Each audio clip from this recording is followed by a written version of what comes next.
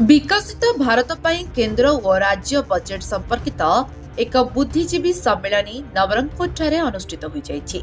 स्थानीय कल्याण मंडप ठारे जिला बीजेपी सभापति कुंज बिहारी दास अध्यक्षतार अनुष्ठित एक कार्यक्रम में राज्य वाणिज्य और परिवहन विभूति जेना मुख्य अतिथि रूपे जोग देथिबा बेले सांसद बलभद्र माझी, विधायक गौरीशंकर माझी, विधायक नरसिंह भत्रा, राज्य बीजेपी प्रवक्ता तेजेश्वर परिड़ा उपस्थित रहिथिले।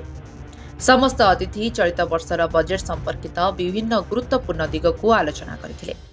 विशेषतः गरीब कल्याण, कृषि, महिला और युववर्ग को अधिक प्राधान्य दिया जायछि। कृषि, परिवहन, एमएसएमई, शक्ति, पर्यटन विभाग रे बजेट परिमाण वृद्धि पाइछि।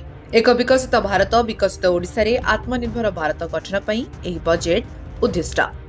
आयकर दातांक पई बजेट एक ऐतिहासिक बजेट। चलित वर्ष उभय केन्द्र और राज्य सरकार बजेट सर्वस्पर्शी सर्वग्राही हेबा सह यह एक संतुलित लोकाभिमुखी बजेट बोली वक्ता माने मत पोषण करथिले।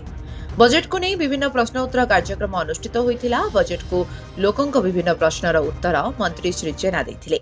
भारत सरकार एवं ओडिशा सरकार 2047 विकसित भारत 2036 रे 100 वर्ष पूर्ण हब ओडिशार पुनर्गठन विकसित ओडिशा तार वास्तव रूप देवाई साकार करने जो परिकल्पना माननीय प्रधानमंत्री नरेंद्र मोदी जी देखिं ओडिशा को शीर्ष में पहुँचाइबार अर्थनैतिक स्वावलंबी करार तार वास्तव रूप नापी ये बजेट आसाला। ये बजेट जो भाव सर्वस्पर्शी सर्वग्राही अटे और दूरदृष्टि संपन्न ऐतिहासिक बजेट अच्छे। ये बजेट संपर्क में आम समस्ते आलोचना करने कथा अच्छे। आज ये बैठक मध्य नवरंगपुर जिले में समस्त बुद्धिजीवी एवं जेते जनता साधारण जनता समस्त पाखे बजेट संपर्क में आलोचना हो ताकि आम उत्तरदायी हो।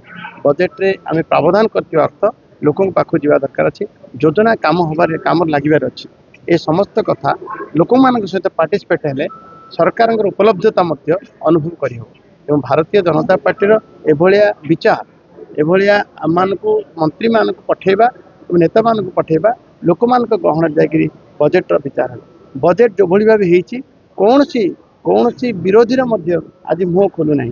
आम से 24 वर्ष जो भली भाव अवहेलित होइतिलु आम आशा पाइचु। ओडिशार जनसाधारण आशार किरण मुह देखा देछि जे वास्तव में ए बजेट ओडिशार विकास करिबो।